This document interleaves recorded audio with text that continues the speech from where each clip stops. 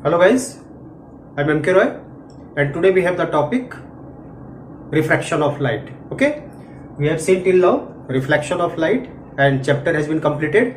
Now today's topic is refraction of light. Let us try to understand this refraction of light or the meaning of refraction of light in a very simple way with the help of an activity. Suppose simple story is there. Let us consider a wheel cart you have. Wheel cart means suppose this is the cemented road. This is cemented road here.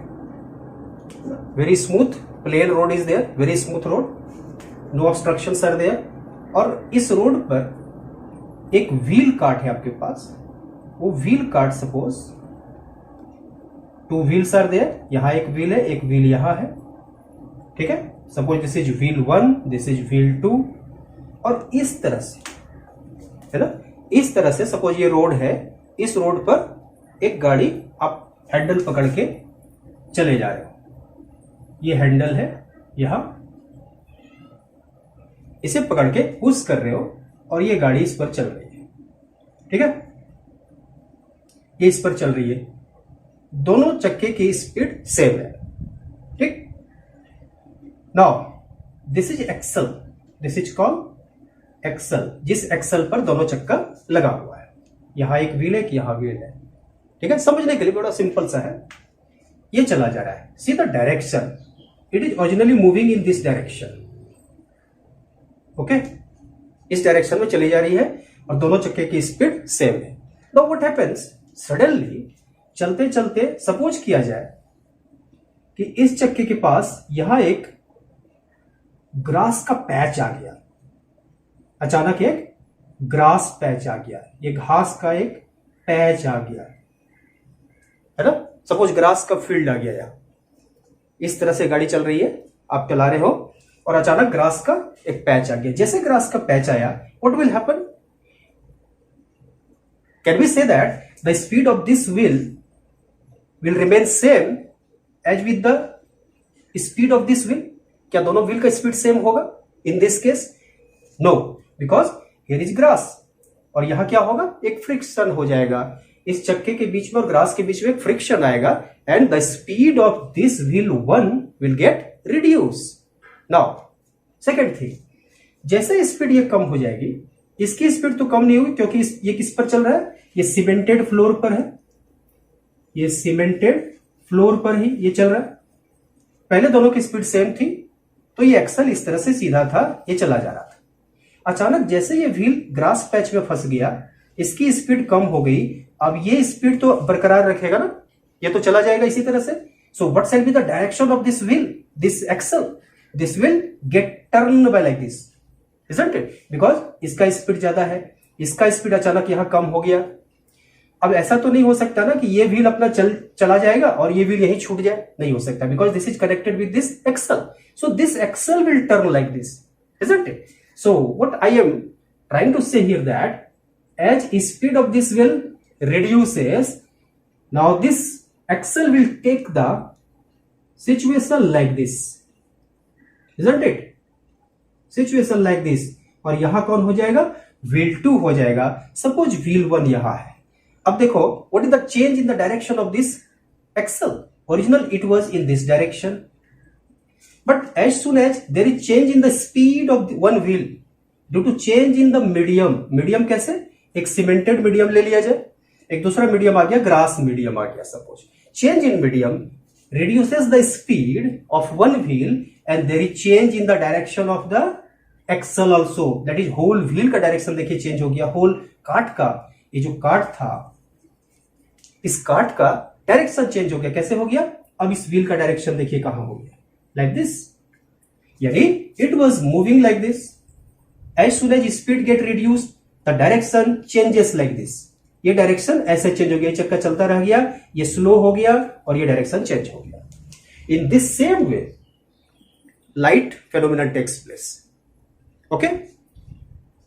Now ध्यान देंगे 2-3 बातों का. First one, there is change in the direction. Change in the direction. किसका direction change हुआ? Of car. ठीक, what is the reason? Reason क्या है इसका? रीजन इज, क्या पता चला? Due to change in medium. Change in medium. अभी हम मीडियम का मतलब मैं क्या ले रहा हूं? एक ग्रास है और एक सीमेंटेड फ्लोर था। Nature of medium was different. Grass medium reduce करने वाला हो गया, फ्रिक्शन देने वाला हो गया, और जो सीमेंटेड फ्लोर था वो लेस फ्रिक्शन था उसके पास, और स्पीड उसमें अधिक थी। किसकी? व्हील्स की। तो मैंने क्या लिखा? चेंज इन डायरेक्शन हुआ किसके चलते? Change in medium. Change in medium से क्या चेंज हुआ? तेरी change in speed. Change in speed हुआ। ठीक, डायरेक्शन चेंज हुआ। क्यों? Change in medium. Medium change होने से क्या हुआ? चेंज इन स्पीड हुआ। In the same process light phenomenon takes place. Now again और दो बातों का ध्यान करेंगे आप, उसके बाद डायरेक्ट स्टेट कर देंगे हम लोग रिफ्रैक्शन ऑफ लाइट को। We are saying here medium. In case of medium we have two types of medium. One medium, medium 1 and medium 2, suppose. Medium 2. One type of medium will be there in which light cannot transmit. Light cannot transmit or pass through. उसके through light pass नहीं कर पाएगा, can not pass through.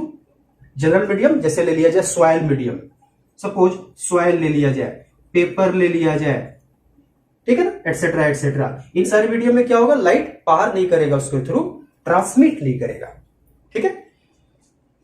Now see the second medium. The second medium is the medium in which light can transmit through. Light can transmit, ये जा सकता है, transmit और pass through.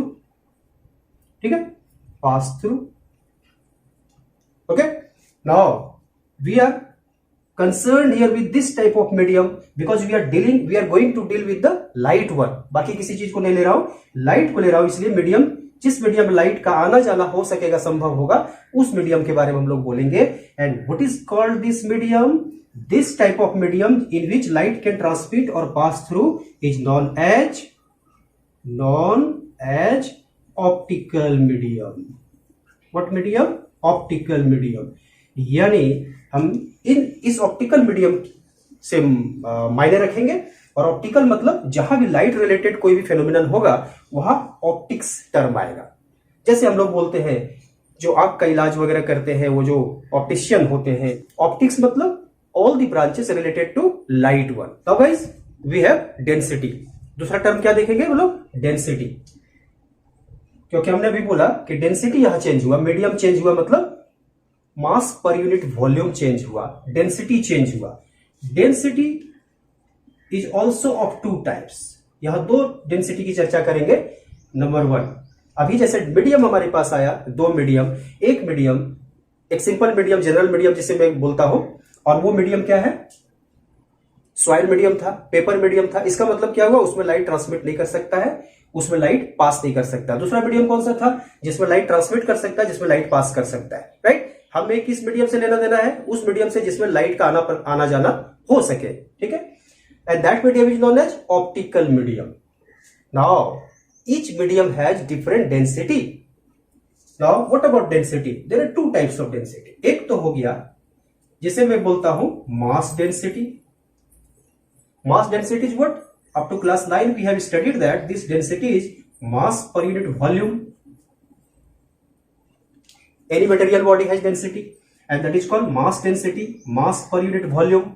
Solid की density ज्यादा है, लिक्विड की डेंसिटी कम है, एयर की डेंसिटी उससे कम है ना, ये पढ़ा था। लेकिन इस डेंसिटी से मतलब नहीं होगा मेरा। अब कौन सा डेंसिटी से होगा? अब होगा उस डेंसिटी से जो रिलेटेड होगा ऑप्टिकल मीडियम से, और उस डेंसिटी का नाम क्या होगा? Optical density. क्योंकि लाइट के बारे में हम लोग बात करेंगे। ऑप्टिकल डेंसिटी क्या है? It measures what? The ratio of speed of light, ठीक है ना, speed of light in a medium with respect to air और वैक्यूम, ये इसका मेजरमेंट करता है, इसके डिग्री को बताता है।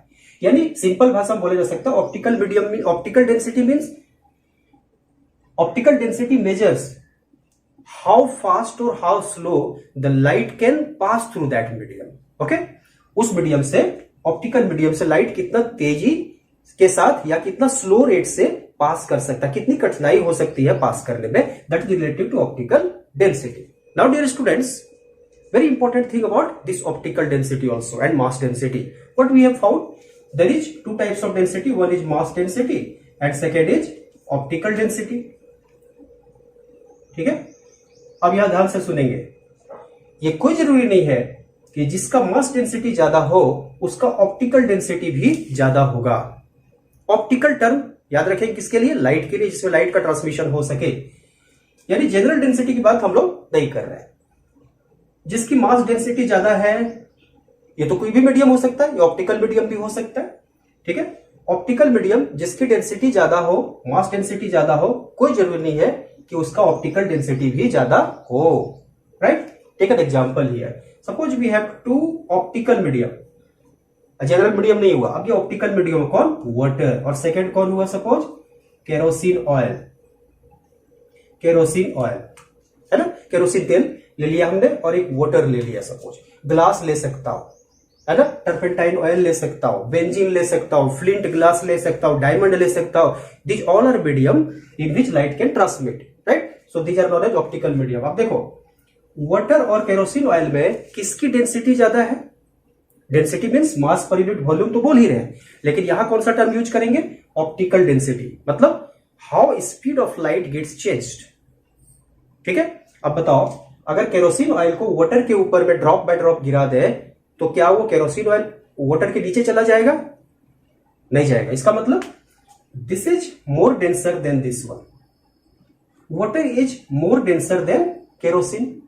कौन सी density, optical density. Suppose general density that's called mass density, this water is having more density, कौन सा डेंसिटी, मोर मास डेंसिटी, मास पर यूनिट वॉल्यूम इसकी ज्यादा है, ये है लेस मास डेंसिटी, है ना, मास पर यूनिट वॉल्यूम कम है, इसीलिए क्या है, ऑयल जो होता है वाटर के ऊपर में रहता है, डेंसर होगा तो नीचे चला जाएगा। But when light passes through this water and kerosene oil, then what happens, this kerosene oil is having more optical density, more optical density, optical density, और इसके पास है लेस ऑप्टिकल डेंसिटी।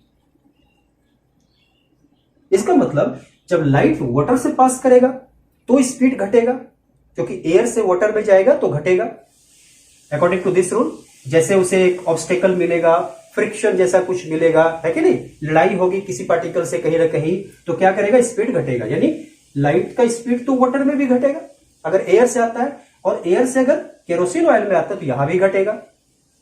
अब what is more optical density, less optical density, more optical density means measurement of speed of light, है ना। इसका मतलब kerosene oil का optical density ज्यादा है, यानी यहां ग्रेटर अमाउंट में रिड्यूस होगा, ग्रेटर अमाउंट में speed of light, speed of light reduces, यहां लिखता हूं by greater amount speed of light reduces, ज्यादा घटा देगा।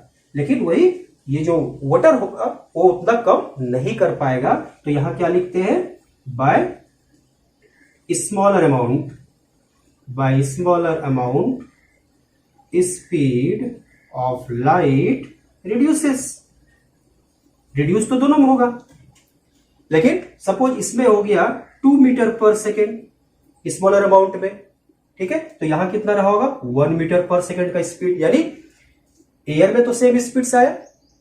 सपोज जैसे वो एंटर किया वाटर में तो उसकी स्पीड घट के कितनी होगी, सपोज 2 मीटर पर सेकेंड। अगर ऐसे में बोलता हूं कि 3 लाख किलोमीटर पर सेकेंड का स्पीड अगर एयर और वैक्यूम में होता है, जो प्रॉपर्टी ऑफ लाइट में हमने पढ़ा भी है, then as soon as it enters in water it remains suppose 2 lakh kilometre per second. 3 lakh से कहा हो गया 2 लाख किलोमीटर पर सेकेंड, तो केरोसिन में एंटर करेगा तो कितना हो जाएगा 1 लाख किलोमीटर पर सेकेंड का स्पीड। यानी optical density of kerosene oil is greater than optical density of this water, but water is having more mass density with respect to this kerosene oil. So don't get confused in density. There are two types of density, mass density, mass per unit volume, ये general होगा, लेकिन optical density उस medium से related होगा जिसमें light का transmission possible हो सके। जो लाइट के स्पीड को ज्यादा कम कर देगा, ज्यादा रिड्यूस कर देगा, उसकी ऑप्टिकल डेंसिटी ज्यादा होगी, राइट, यानी उसमें स्पीड कम हो जाएगा। और जिसकी ऑप्टिकल डेंसिटी कम होगी वो स्पीड को कम घटा पाएगा, यानी स्पीड उसमें ज्यादा होगा। ठीक है, इसका मतलब less optical density, less reduction in the speed, more optical density, more reduction in the speed. Okay, now finally come to refraction of light, जो हमारा आज का टॉपिक था। ठीक है, रिफ्रैक्शन मीन्स जस्ट चेंज, याद रखिएगा, refraction means just change in the path. ठीक है, और कुछ नहीं। चेंज अगर पाथ का हुआ तो we shall say that there is refraction, otherwise no, nothing. So change in the path. Now what is refraction of light? The phenomenon of change in the direction of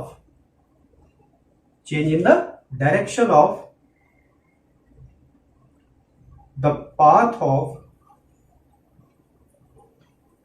ray of light कब? as it passes from one कौन medium? Optical medium, one optical medium into another optical medium, right? दो optical medium होनी चाहिए। Whenever there will be change in the optical medium, there will be change in the optical density. Whenever there is change in optical density, there will be change in the direction of the ray of light. And if there is change in the direction of the ray of light, we shall say that there is refraction of light, right? So this is change in the path is called refraction. अगर change नहीं होगा तो कभी refraction नहीं बोलना। Okay? This is very important. So the phenomenon of change in the direction of the path of ray of light, रास्ता का change. देखो यार, ये मीडियम, एक मीडियम था, रास्ता ये था, जैसे मीडियम चेंज हुआ रास्ता चेंज हो गया, डायरेक्शन इसका चेंज हो गया। So this type change is called refraction. Okay, now let us take here the refraction phenomenon taking place in case of glass slab. This is rectangular glass slab, thin glass slab. Suppose I have a glass slab, rectangular glass slab I am taking. This is rectangular glass slab. नाम हमने दिया PQRS, नाम दे दिया इसे। Okay, now suppose a ray of light happens to incident on this glass slab. कैसा? Obliquely, हमने यहां लिया था अभी ओब्लिकली, रोड इस तरह से था। ठीक है, ये परपेंडिकुलर हमने नहीं लिया है, that will be the special case, right? So obliquely on this part, suppose a ray of light happens to fall on this point or at this point obliquely like this, name A. जिस point पर वो fall किया वहां क्या लेना चाहिए? एक normal, as in case of, as we have discuss in the case of reflection of light. So this is normal at the point of incidence. This is suppose O, this is N, right? This angle is called very known angle of incidence, I, small I.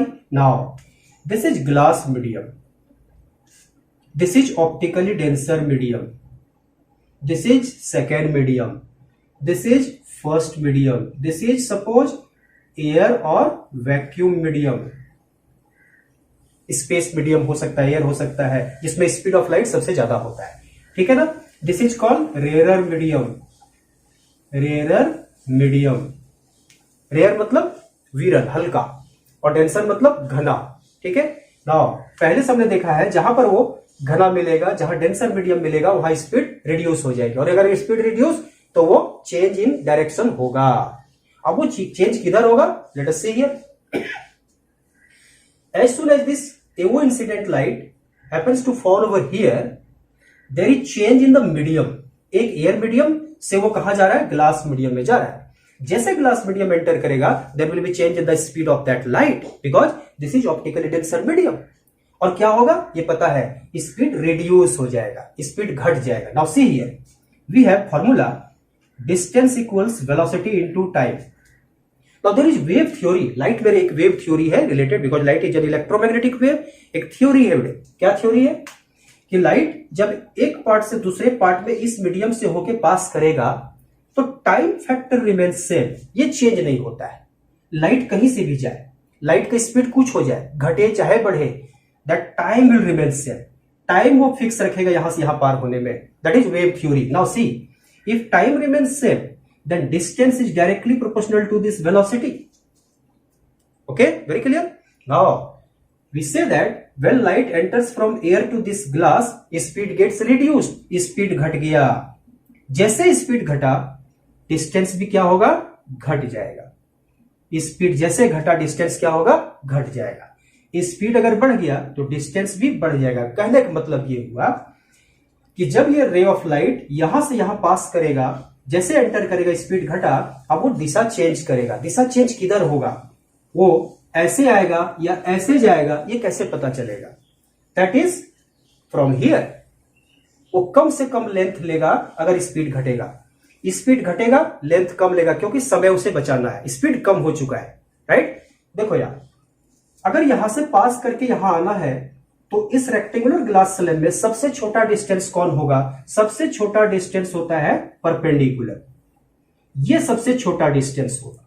इससे कोई भी distance ले लो, ये ले लो, यहां से यहां, ये उससे बड़ा हो गया, यहां से यहां उससे बड़ा हो गया, यहां से यहां उससे बड़ा हो गया, एंड सो ऑन। और जैसे जैसे ये दिशा चेंज होता चला जाएगा, ये लंबाई चेंज होती जाएगी। तो सबसे छोटी लंबाई कौन है? परपेंडिकुलर। यानी अगर स्पीड किसी लाइट का घटता है किसी मीडियम में जाने के बाद, तो वो किधर बेंड करेगा, वो किधर मुड़ेगा, रास्ता किधर लेगा? Because distance is directly proportional to velocity, और वेलोसिटी अगर घटता है तो किधर लेगा? छोटा रास्ता लेगा। छोटा रास्ता किधर होगा? नॉर्मल की तरफ होगा। यानी it is very clear that it can not remain like this, ये अपने रास्ते पर नहीं जाएगा क्योंकि स्पीड घट चुकी है। ये इससे बाहर भी नहीं जाएगा बिकॉज यहां से पता चला स्पीड घटने से लेंथ भी घटना है क्योंकि समय को बचाना है। इसका मतलब क्लियर है कि ये लाइट इस नॉर्मल की तरफ बेंड करेगा, छोटा रास्ता लेना चाहेगा। So this will be the new direction of the ray of light and this angle is called angle of refraction because the phenomenon has been changed. Reflection जो पढ़ते थे बाउंसिंग बैक, उसमें नहीं है। अब कहां है? एक मीडियम से दूसरे मीडियम में पास कर जा रहा है। पहले यहां से बाउंस बैक कर रहा था रिफ्लेक्शन, जब पार हो जाए तो refraction. So this angle is called angle of refraction. AO incident ray, ON is the normal at the point of incident and this OB is called refracted ray. So नाम में दे देता हूं यहां, AO is called incident ray, incident ray, ON is called normal, कहां पर? At the point of incidence, जहां पर इंसिडेंस हुआ है, and OB is called refracted ray, इसे रिफ्रैक्टेड रे बोला जा रहा है क्योंकि फेनोमेनन क्या हुआ? रिफ्रैक्शन हो गया, refracted ray. Okay, now I will be discussing here what is the rule of bending, change in the path and then after laws of refraction of light. Okay, now dear students, there are two rules of refraction of light. I'm not talking about the laws of refraction. I shall be discussing just after this one. So don't be confused. Rules अलग है और law अलग है, right? Rules of refraction मतलब rules of change in the path. किसका path? Ray of light का. दो rule है हमारे पास. क्लास 8 तक में भी हमने पढ़ा है. When a ray of light passes from optically rarer medium to optically denser medium, यहां पर rarer medium से denser medium में जैसे एयर से ग्लास आया, किधर बेंड करेगा? Towards the normal. Towards the normal bend करेगा क्योंकि स्पीड घट गया है ना, छोटा रास्ता लेगा। दूसरा इसका reverse, when a ray of light passes from optically denser medium to optically rare medium like this, suppose यहां से पास कर रहा, this is angle of incidence, denser to rare, it will go away from the normal, this will be the angle of refraction. And in this time, refraction angle will be greater than angle of incidence. In this case, angle of refraction is less than angle of incidence. Okay. Now we shall discuss here the final one, that is called laws of refraction. Now finally we have laws of refraction of light. ठीक है, इसे मैं मिटा देता हूं यहां. दो law है हमारे पास, जैसा laws of reflection of light था. Number 1, first law states that, इसे स्टेट कर लेंगे या लिखने की आवश्यकता नहीं है. व्हेन द फर्स्ट लॉ क्या है, the incident ray the normal at the point of incidence, normal at the point of incidence, जैसा पहले रिफ्लेक्शन में लिखा था उसी तरह से normal at the point of incidence and कौन बचा, रिफ्रैक्टेड रे ऑल लाई मतलब पढ़ना, कहां पढ़ता है, all lie in the same plane, एक ही प्लेन पर पढ़ता है.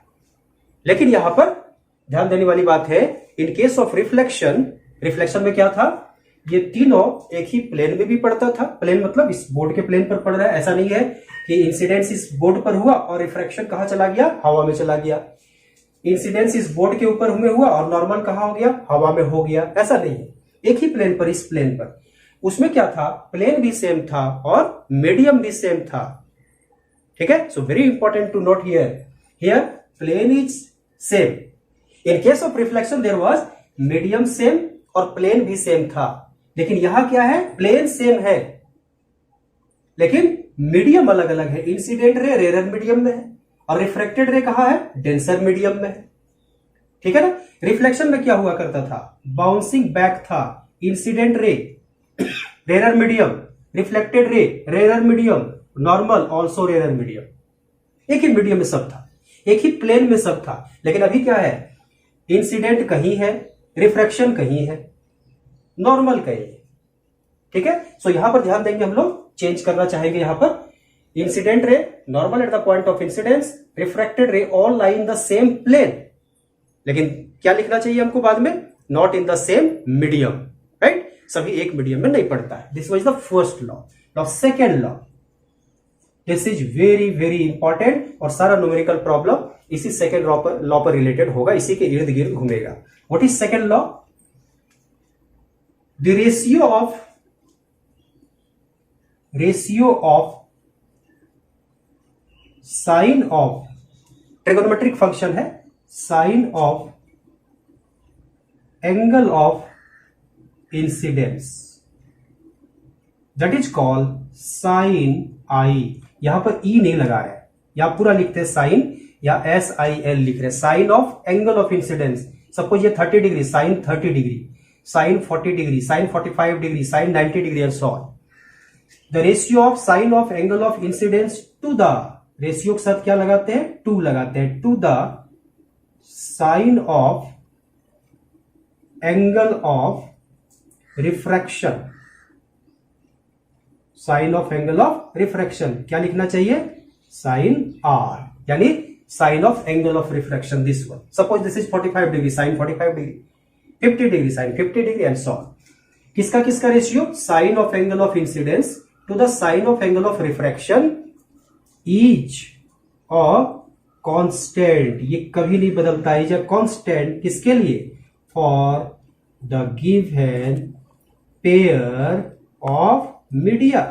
मीडियम का प्लूरल मीडिया, दो मीडियम ले रहे हैं, एक एयर और एक ग्लास, एयर और वाटर और ग्लास, एनीथिंग, कोई दो मीडियम हमेशा लेंगे, एक पेयर लेंगे, जोड़ा में लेंगे, तभी वो रिफ्रैक्शन होगा, क्योंकि चेंज इन ऑप्टिकल डेंसिटी होगा, चेंज इन स्पीड होगा. ठीक, तो this is very important. The ratio of sine of angle of incidence to the sine of angle of refraction is a constant for the given pair of media. यहां कौन है pair, air और glass. ये एक pair हुआ. किसी भी एक फिक्स पेयर के लिए ये रेशियो कांस्टेंट होगा, that is sine i divided by sine r equals constant. ठीक है ना. जैसे मीडियम चेंज करेंगे कांस्टेंट चेंज हो जाएगा. एयर और वाटर का अलग कांस्टेंट होगा, ग्लास और वाटर का अलग कांस्टेंट होगा एंड सो ऑन. सो एक गिवन पेयर के लिए कांस्टेंट है. This constant is called, very important term, that is called refractive index of, एक साथ क्या करोगे, रिफ्रैक्टिव इंडेक्स ऑफ किसका, second medium with respect to the first medium. This is very important to realise here. ठीक है, इसे देखिए ध्यान से. Air is the first medium, glass is the second medium.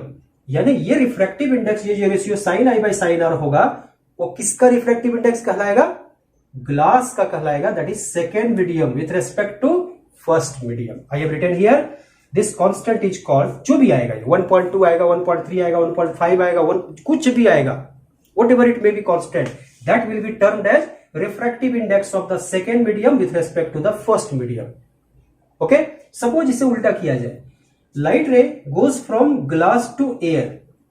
ठीक है, जब ग्लास से एयर जाएगा लाइट, तो फर्स्ट मीडियम कौन होगा, ग्लास होगा. This will be the first medium. जब यहां जाएगा तो एंगल ऑफ रिफ्रैक्शन यहां होगा, आई यहां होगा. This will be the second medium in that case. In this situation refractive index will be second medium with respect to the first medium. यानी उस समय अगर ग्लास से एयर जाता है तो रिफ्रैक्टिव इंडेक्स, वो कांस्टेंट किसका रिफ्रैक्टिव इंडेक्स होगा, एयर का with respect to glass. This is the case here. ठीक है, सो वेरी इंपॉर्टेंट. उल्टा नहीं करेंगे, अपने मन से उल्टा पुल्टा नहीं कर देंगे. साइन आई इंसिडेंस किसमें, फर्स्ट मीडियम में. रिफ्रैक्शन किसमें, सेकेंड मीडियम में. जिसमें रिफ्रैक्शन होगा उसी का रिफ्रैक्टिव इंडेक्स डिफाइंड होगा. ठीक है, now finally refractive index term को नेक्स्ट वीडियो में हम लोग देखेंगे, because this is very important term. और सारा न्यूमेरिकल प्रॉब्लम मैंने बोला कि उसी के इर्द गिर्द घूमेगा, तो उसे एक अलग टॉपिक में मिलूंगा, स्पेशल टॉपिक में, समय लगेगा उसमें. Okay, here what I want to say, this formula was given by a very famous scientist, physicist, who is known as Wilbrod Snell. क्या नाम है उनका, Wilbrod Snell. Wilbrod Snell, SNELL, Snell. Hence, to give honor to this scientist, what is called this law, second law को और किस नाम से जानते हैं, Snell's law के नाम से जानते हैं. So it is better known as Snell's law. SNELL apostrophe S. Snell's law. So whenever you will be asked to state Snell's law, it is nothing different but it is the second law of refraction. That is the ratio of sine of angle of incidence to the sine of angle of refraction is a constant for the given pair of media. Okay? यहां तक रुकेंगे और क्या हो जाएगा, statement of Snell's law. Statement of Snell's law. ठीक है बच्चों, तो दिस वाज वेरी इंटरेस्टिंग. और कॉमन चीज को, बेसिक चीज को बिल्कुल ध्यान में रखेंगे, because we shall be discussing here refractive index, very special phenomenon.